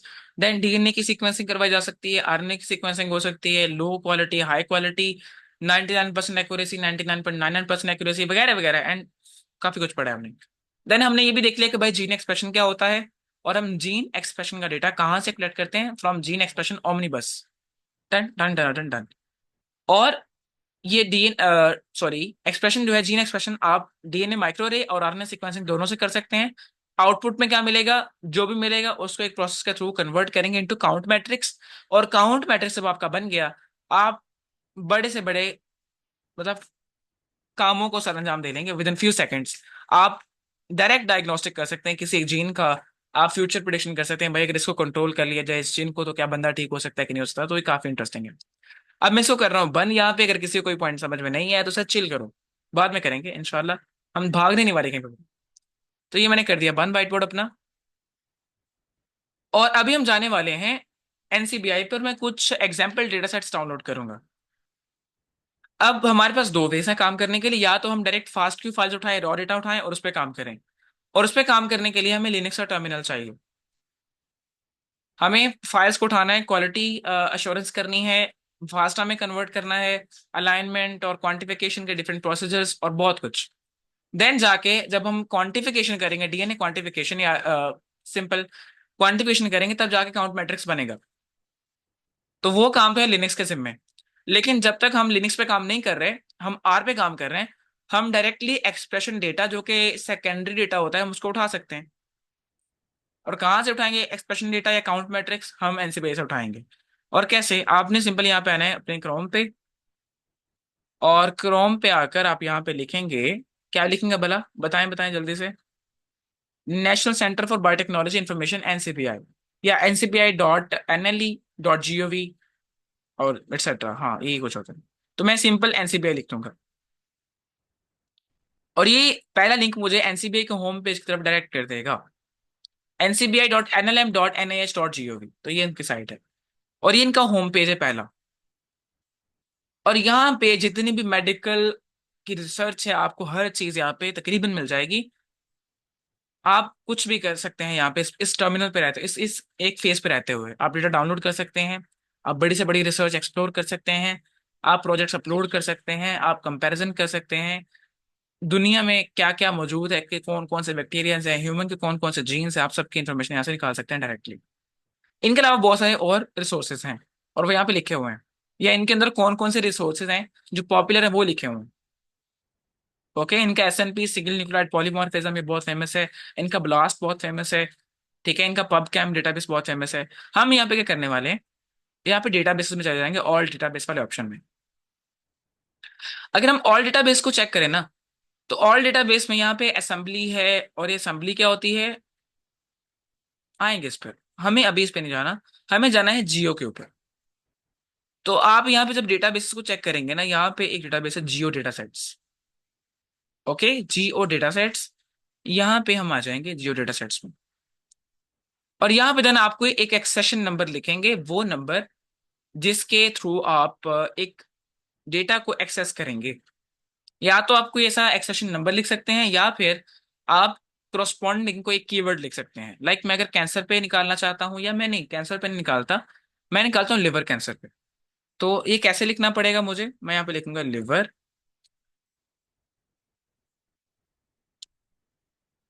Cancer for example, मैं ऐसे लिखता हूँ, हालांकि ये कीवर्ड नहीं है, और कीवर्ड ऐसा होता भी नहीं है, है ना। हारून भाई इसको बेहतर समझते होंगे, और अब तो उमर भाई भी समझते होंगे कीवर्ड कैसा होता है। हारून भाई मुझे आप बता सकते हैं कीवर्ड कैसा होता है इन सब के सामने, अगर मैं इसी को कीवर्ड बनाना चाहूँ, एंड और का यूज करते हुए, इन्वर्टेड कॉमर्स लगाते हुए। मेरे हारून भाई यहीं पे हैं, आई गेस वो अपना माइक अनम्यूट नहीं कर पाएंगे अभी। हाँ, तो इसलिए टाइप कर रहे हैं, बगैर ना हारून भाई काफी कॉन्फिडेंट है, वो कहीं पे भी अनम्यूट कर सकते हैं खुद को। चलें जी, अगर आप इनको कीवर्ड बनाना चाहते हैं, तो आप उसके लिए टेक्निक यूज करेंगे, जो मैं अभी हाईलाइट नहीं करने वाला। और एंड क्या दिखा हुआ है यहाँ पे, और एंड एर करेंगे, बिल्कुल बिल्कुल, ये सब काम करेंगे। अलबत्ता अगर मैं इसे सर्च कर रहा हूँ तो मुझे क्या मिलता है, लेट्स सी।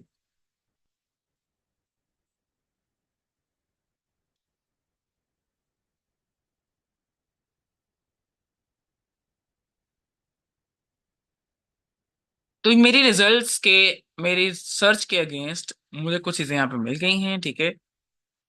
और ये transcriptome and epigenome analysis of diamond mice, then ये चिपसीक एनालिसिस, यहाँ पे चिपसीक डेटा पड़ा है, आरएनए सीक्वेंसिंग डेटा पड़ा है, transcriptome and epigenome analysis of diamond mice, again वही चीजें। और यहाँ पे बहुत सारी इन्फॉर्मेशन और बहुत सारे डेटा सेट्स अवेलेबल हैं।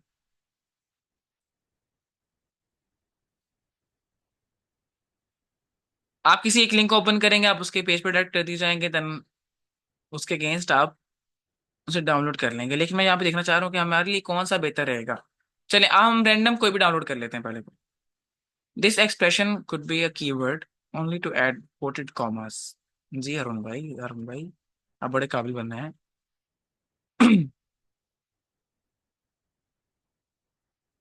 अच्छा, अगर मैं यहीं पे एक तो ये तरीका नहीं कि हम यहाँ पे एक्सप्लोर करें और कोई एक ओपन कर लें। चलिए मैं ऐसा करता हूँ, यहाँ पे एक ओपन करते हैं। कौन सा ओपन करें, ट्रांसक्रिप्टोम एंड एपिजेनोम एनालिसिस। यहाँ पे लिखा था purpose of this experiment is to characterise changes in the transcriptome. What is transcriptome, RNA. हाँ, जहां भी हम बात करेंगे ट्रांसक्रिप्ट की, तो ट्रांसक्रिप्ट का होता है आरएनए होता है। डीएनए क्या है, डीएनए जीनोम है। और आरएनए क्या है, ये क्या है, दैट इज ट्रांसक्रिप्टोम। और जहां प्रोटीन्स आ जाएंगी वो हो जाएगा प्रोटियोम, आसान। An epigenome in diet associated liver cancer. Okay, for that we used diamond mice as a model organism and performed RNA sequencing and H3K27AC and ChIP-seq। अच्छा खैर, तो ऐसी ये बातें बताना शुरू हो गया अभी। एक तो ये तरीका है कि आप इसको ओपन कर लें, कोई एक बताएं किसको ओपन करें, चले जी हिट एंड ट्रायल अप्लाई करते हैं। Charting the transcriptomic landscape of primary and metastatic cancer in relation to their origin and target normal tissues. Submitters applied. Most cancer deaths are caused by metastasis, but understanding how metastatic cancers adapt from their origin tissues to their target tissues remains a fundamental challenge. Here, we ask if the gene expression of primary and metastatic tumors is more similar to their tissue origin, their target tissues. We analyze the expression, blah, blah, blah, blah. Okay. Studying single cell and bulk RNA-seq data. Okay.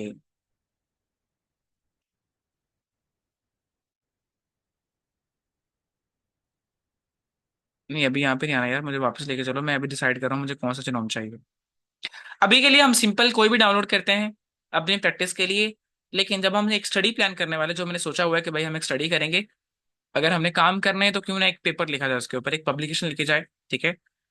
क्योंकि जो हम काम करने वाले वो rare होगा।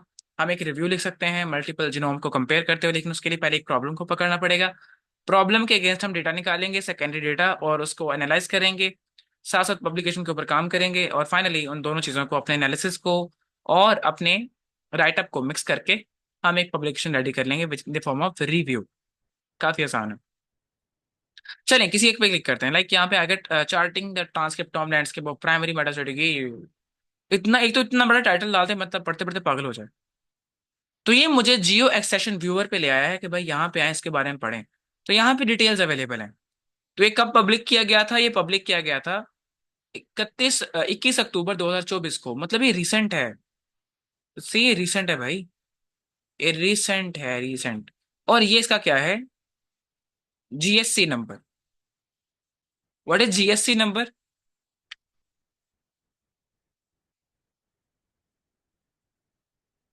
अच्छा खैर, यहाँ पे ये इसकी डिटेल्स अवेलेबल है, कब कलेक्ट किया गया, क्या क्या मेथोडोलॉजी थी। ओवरऑल डिजाइन के बारे में पढ़ते हैं।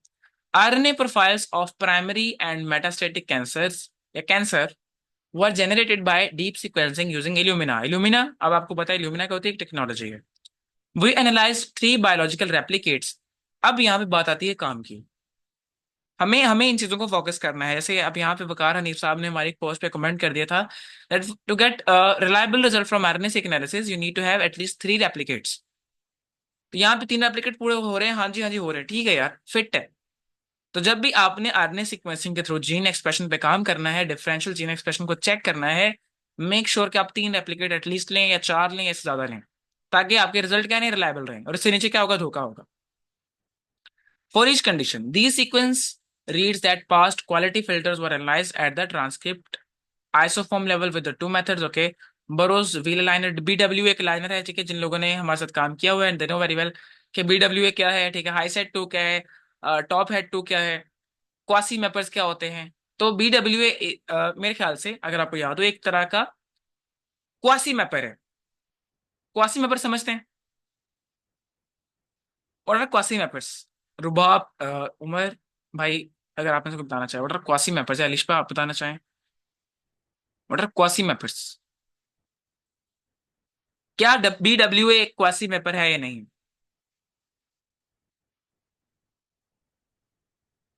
मैपिंग एंड अलाइनमेंट के टूल्स होते हैं ना, अगर आपको याद हो, टॉप है टू, हाई सेट टू, है ना? है कि नहीं? याद है किसी को कि नहीं यार? स्टार वगैरह, स्टार तो याद होगा, वो तो काफी ज्यादा उस पर काम किया था हमने। हाँ वो याद था, अभी अंगूठा ऊपर आ गया। आपको BW याद है कि नहीं? बरोज व्हील लाइनर। चले मैंने आपको एक चार्ट नहीं। शेयर किया, नहीं याद? ओके। मैंने आपको चार्ट शेयर किया था, आप उसको दोबारा से व्यू कीजिएगा, आपको वहां पे नजर आएगा। बट आपकी असाइनमेंट अभी ये है that you need to check whether BWA is an like quasi mapper और नॉट। क्वासी मैपर क्या होता है? जो डायरेक्टली आपकी फाइल से क्वांटिफिकेशन मैट्रिक्स जनरेट कर सकता है।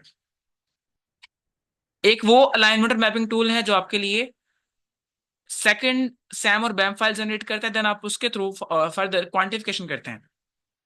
एक वो मैपर और अलाइनमेंट होता है जो डायरेक्टली फास्टा फाइल वाले पोर्शन से उठाता है आपको, और आपको डायरेक्ट क्वांटिफिकेशन मैट्रिक्स पे ले आता है। उसको बोलते हैं क्वासी मैपर। लेकिन उसकी हम बात करेंगे इंशाल्लाह जब हम काम करेंगे लिनक्स के ऊपर अगेन। तो BWA यूज किया गया है, followed by ANOVA analysis of variance. आपको ये भी आता है भाई, आप तो कमाल के बंदे हैं। एंड टॉप हैट, तो ये भी क्या है? एक अलाइनमेंट टूल है, मैंने अभी 3-4 बार इसका नाम रिपीट कर दिया है।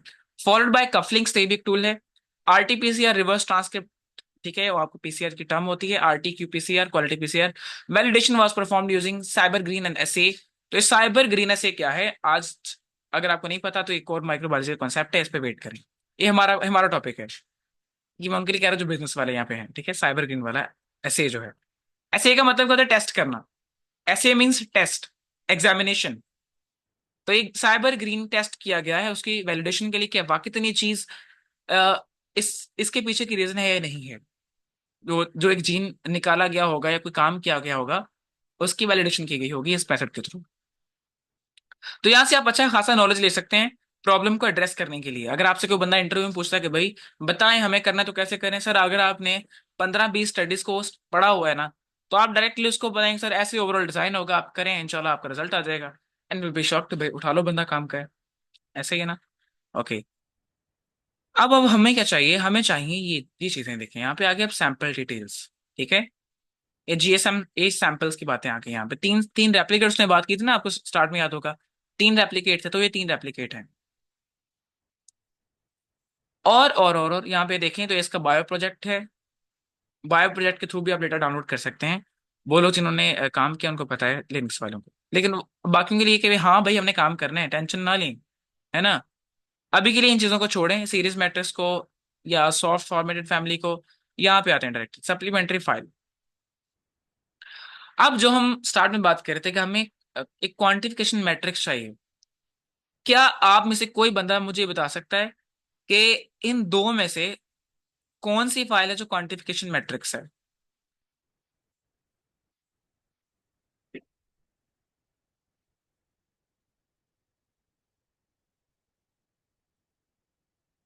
जी भाई लोग बोलिए।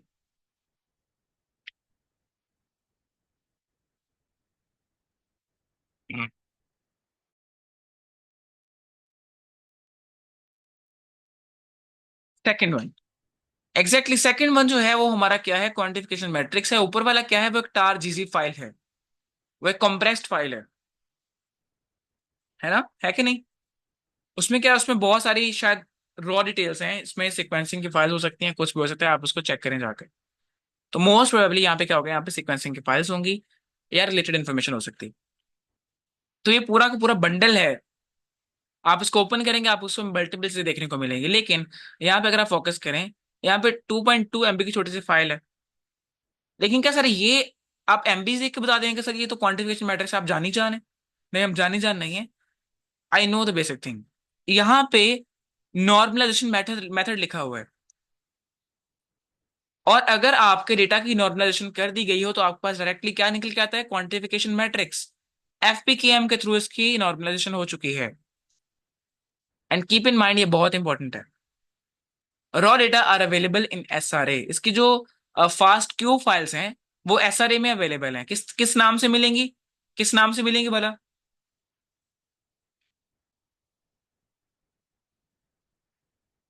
या तो आप बायो प्रोजेक्ट से निकाल सकते हैं फास्ट क्यू फाइल्स, या फिर इसके एक सेशन नंबर को वहां पे डालेंगे तो आपको वहां से मिल जाएंगे। बायो प्रोजेक्ट में इसकी एक सेशन डिटेल्स भी होंगी जो एसआरए के ऊपर अवेलेबल।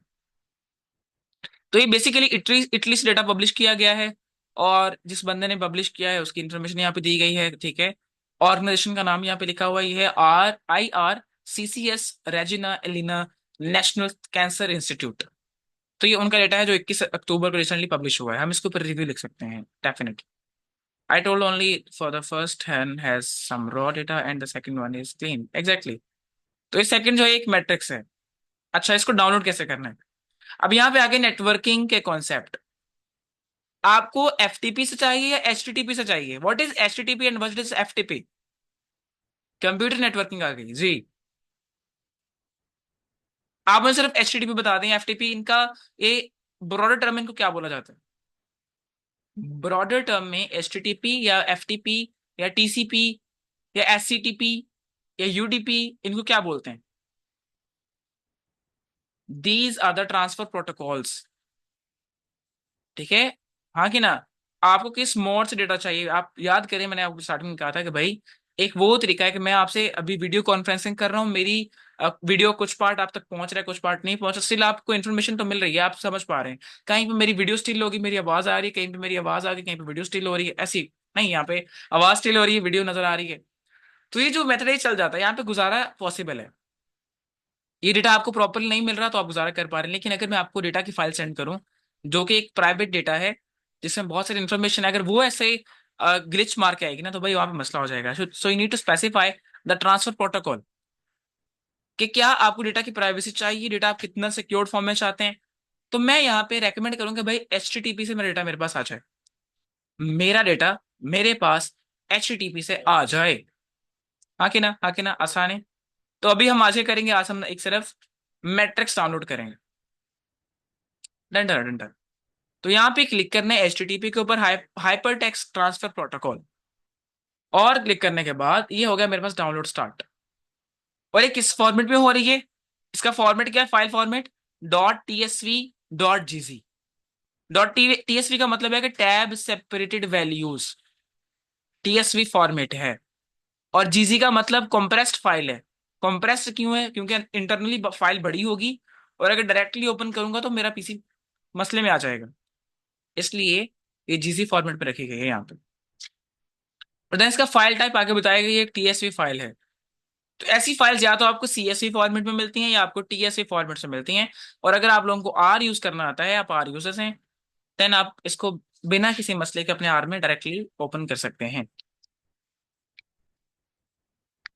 ये यहाँ पे आएगा सिर्फ हमारे पास मैट्रिक्स। लेकिन क्या सर मैट्रिक्स के आने के बाद हम काम शुरू कर देंगे, ऐसा बिल्कुल भी नहीं है। मैट्रिक्स सिर्फ न्यूमेरिकल इंफॉर्मेशन है, उसके बैकएंड का पूरा नॉलेज हमें चाहिए होता है। ठीक है, कैंसर है नहीं है, कॉलम्स होते हैं, कुछ डिटेल्स होती हैं, पूरा का पूरा प्रोजेक्ट होता है। हमें मेटा डेटा चाहिए होता है। What is Meta data? Associated information, किसी भी एक सैंपल की सीक्वेंसिंग के रिलेटेड इंफॉर्मेशन, या उसके किसी डेटा सेट के related information, that is Meta data, जो उसको प्रॉपरली एक्सप्लेन कर पा रहा है और हमारे लिए एक सेंस क्रिएट कर रहा है। तो हमें वो भी चाहिए, लेकिन वो अगर मैं यहां से डाउनलोड करता हूं ना, तो मेरे लिए मसला क्या है, टेबुलर फॉर्मेट में कन्वर्ट करना बहुत मुश्किल हो जाएगा और टाइम टेकिंग हो जाएगा। अब हमें आर प्रोग्रामिंग आती है, हमें प्रोग्रामिंग आती है, तो हम क्या करेंगे, पैकेज यूज करेंगे। और मैं यहाँ पे आपको बताता हूँ कि अगर आप एक्सप्रेशन डेटा को डायरेक्टली जियो से फैच करना चाहते हैं, आर के अंदर आप एक पैकेज यूज कर सकते हैं, GEO query package, GEO query package. वो आप पैकेज लिस्ट में जाएंगे, सर्च करेंगे, आप उसको डाउनलोड कर सकते हैं, GEO क्वेरी पैकेज को। और वो क्या करेगा, वो एक तरह की उसके बैकएंड पे API सेट है। आप उसे एक एक्सेशन नंबर देंगे, ठीक है, वो डायरेक्टली आपका डेटा फैच कर लेगा, मेटा डेटा। और आप अपनी मर्जी से रैंगलिंग कर सकते हैं डेटा की, और अपने इस डेटा को, जो कि आपका एक्सप्रेशन डेटा है, क्वांटिफिकेशन मैट्रिक्स है, और आपका मेटा डेटा, आप इनको फेच करके दोबारा से एक डेटा सेट बिल्ड कर सकते हैं, which you can use for your on study. और हम क्या करेंगे, हम ऐसे मल्टीपल डेटा सेट जनरेट करेंगे फॉर आर स्टडी, और देन उसके ऊपर एनालिसिस करके हम क्या करेंगे, पेपर पब्लिश करेंगे। वो एक ना पंजाबी में ना हम यहाँ पे टर्म यूज करते हैं कि रबड़ दी गोले ले सकते बंटा पाके चिड़ी में रेसा, ठीक है, मैंने फिर 2 से सुनी फर्स्ट टाइम। तो भाई करना क्या, आ जाके हमने काम तो ये करना है, पब्लिकेशन पब्लिकेशन रिसर्च पब्लिकेशन। अगर किसी को इस टर्म का नहीं पता, just go and search on YouTube, आपको अच्छी इंफॉर्मेशन मिलेगी इसकी। अभी के लिए मैं इस बायो प्रोजेक्ट को बंद करने वाला हूँ, इस एक्सेशन नंबर को कॉपी कर लेने के बाद। तो GEO का एक्सेशन नंबर क्या है, इसका जीन एक्सप्रेशन ओमनीबस पे इस डेटा सेट का एक्सप्रेशन नंबर है GSC 245351। ओका, आसान है, इसको मैं कॉपी कर लेता हूँ, क्योंकि मुझे आने वाले वक्तों में इसकी जरूरत पड़ेगी। मैं इसको बंद करता हूँ, सिंपल। मैट्रिक्स मैंने डाउनलोड कर लिया है। फास्ट क्यू फाइल कैसे डाउनलोड करनी है, फास्टर फाइल कैसे डाउनलोड करनी है, वो हम इंशाल्लाह आने वाले भाषण में करेंगे। अभी अभी अभी अभी अभी जाना नहीं यार, रुको जरा सब्र करो। कहाँ जा रहे हो हैं? यहाँ पे एक डॉक्यूमेंट क्रिएट करता हूँ, न्यू वाला। यहाँ पे हम लिखते हैं cancer underscore genomics underscore project. तो यहाँ पे मैं लिखता हूँ GEO accession. You want to save changes, और भी नहीं भाई, क्या होगा तुझे। GEO accession number for data set.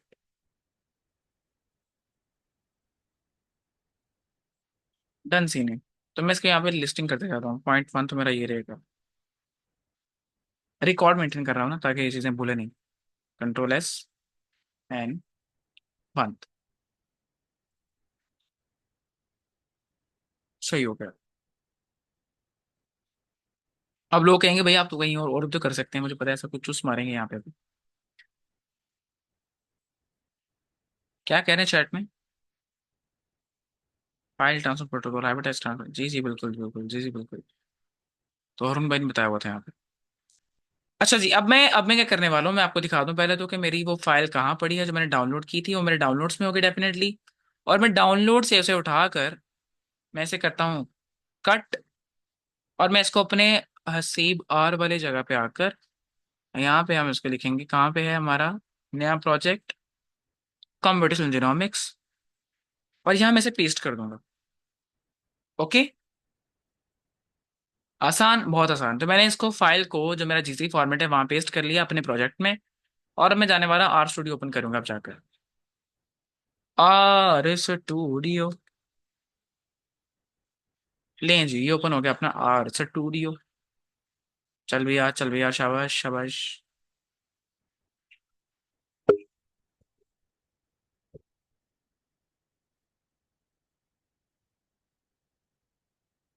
तो टाइम ले रहा है।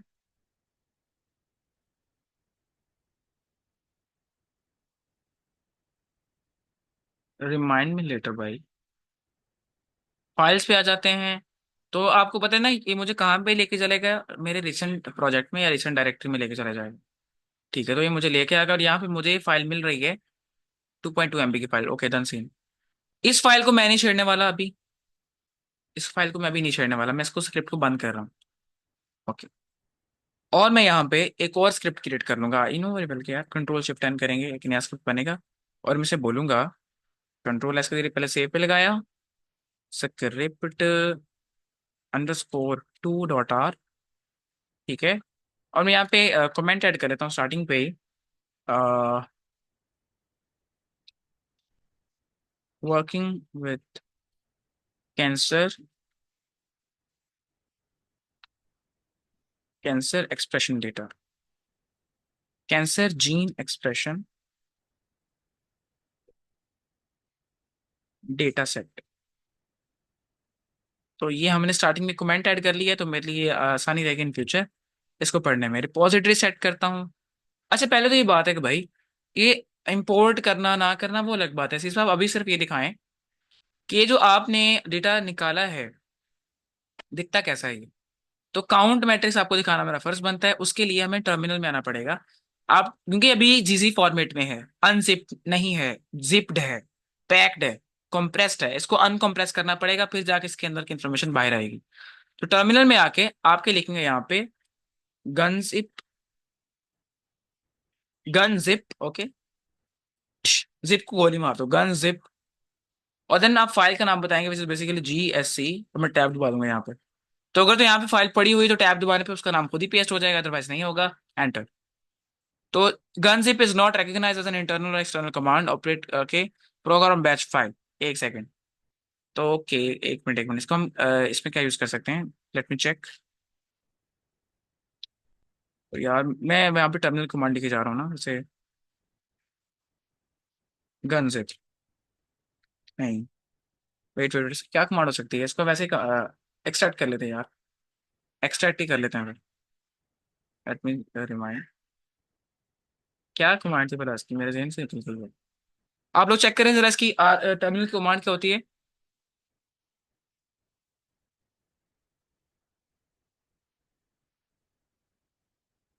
तो TSV में ही जीजी फॉर्मेट है भाई। नहीं, एक्सट्रैक्ट नहीं होगा, डायरेक्टली एक्सट्रैक्टेड फाइल है। वैसे कंप्रेस्ड है। चेक करें इसका, चेक करें जरा इसका। इसी कमांड चेक करें जरा। चैट जीपीटी से पूछें कि भाई इसकी क्या कमांड है इसको अनजिप करने की, जल्दी बताएं। जल्दी जाए भाई। चैट जीपीटी वाले कहाँ पर हैं? तो यार ये तो बड़ा अच्छा नजर आ रहा है इधर से, मैं इधर गौर ही नहीं किया मैंने। है क्या बात है, मैं छोटी स्क्रीन पे बैठा हुआ हूँ। जल्दी जाएं, चैट जीपीटी से पूछें कि भाई हमने फाइल को अनजिप करना है, अपने आर के टर्मिनल के अंदर हमें एक कमांड लिख के दो। Unzip file, simple, okay. तो गनजिप नहीं, अनजिप। और रुबाब ये बताएं मुझे काइंडली कि अनजिप का यू कैपिटलाइज्ड है या ये नहीं है? नहीं, सब स्मॉल है। ठीक है, वो मुझे यहाँ पे कैपिटल नजर आ रहा था ना, मैंने कहा पूछ में था। ओके, तो यहाँ पे हम लिखेंगे अनजिप, अनजिप, GSC।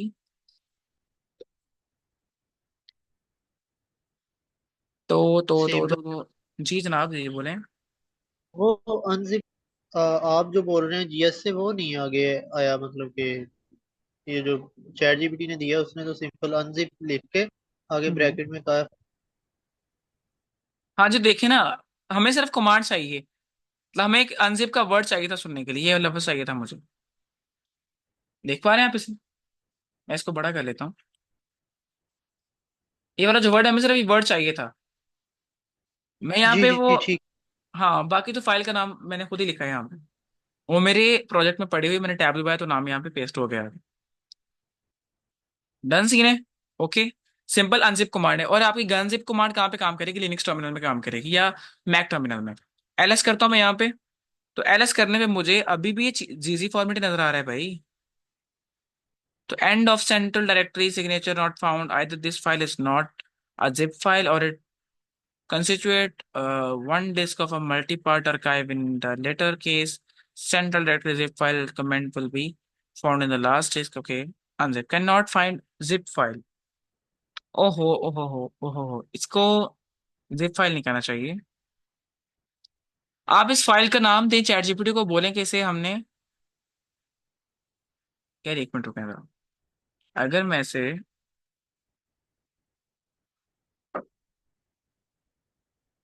नहीं यहाँ पे नहीं होगा। ये फाइल का नेम है चैट जीपीटी को, मैं आपको पेस्ट करके देता हूँ यहाँ पे। उसको बोलें कि पुत्र इसका बता, हमने इसको विजुलाइज करना है, ओपन करना है अपने पास व्यूअर में।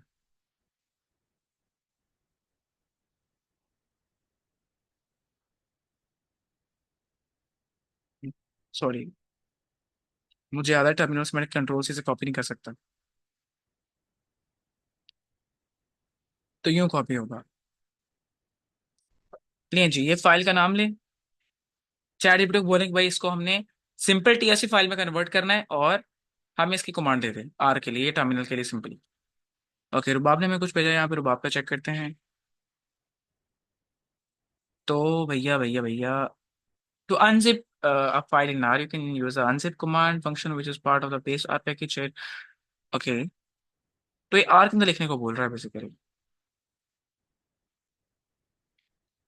तो ये जिप फाइल नहीं है ना यार, ये जीसी, जीसी फॉर्मेट है। ये कंप्रेस है, सॉरी यार, हाँ। आप इसको जिप फाइल ना बोले, आप इसको कंप्रेस्ड फाइल बोले, तब उसको समझ में आएगा कि हमने एक फाइल को अनकंप्रेस करना है, उसकी कमांड दे जल्दी से टर्मिनल के लिए। हम आखिरी 5 मिनट हैं इस मीटिंग में, एंड मेक श्योर कि हम इसको भी मुकम्मल करके जाएं, और थोड़ा सा मैट्रिक्स को नजर मारें, फिर यहाँ से गायब हैं। जल्दी कर लें यार, ट्राई कर लो ये दफा लास्ट गनजिप से।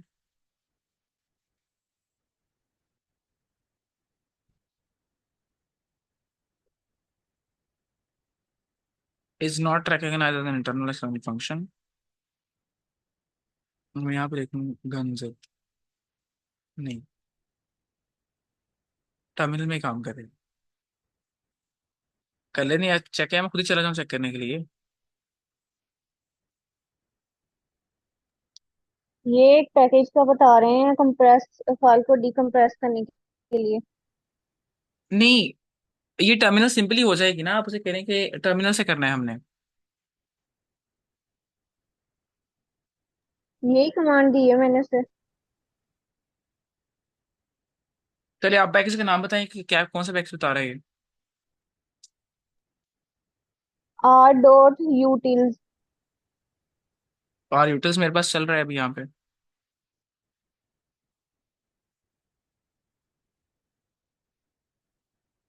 आज वीडियो चल रहा है मेरे पास। ओके, मैं खुद चेक करता हूँ यार, 1 मिनट हो गई यहाँ पे। हम इसको पॉज कर दें रिकॉर्डिंग को।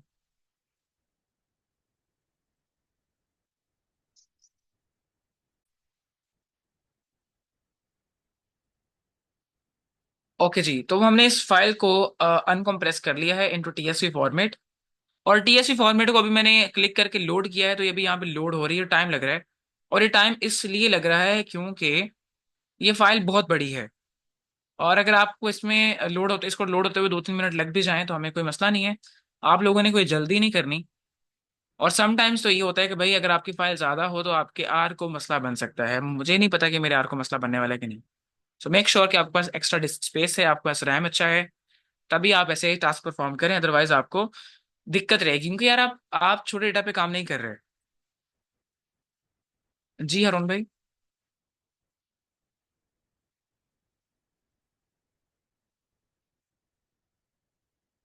0 बिट साइज आ रहा है, इसमें कुछ है ही नहीं। अच्छा ठीक हो गया, मैं समझ गया। चले ऐसा करते हैं कि इसको हम यहाँ पे करते हैं स्टॉप, इसको हम यहाँ पे करते हैं स्टॉप। और हमारा जो क्या हो गया टाइम एंड ऑलमोस्ट। और यहाँ से हम कल इंशाल्लाह कंटिन्यू करेंगे, ठीक हो गया।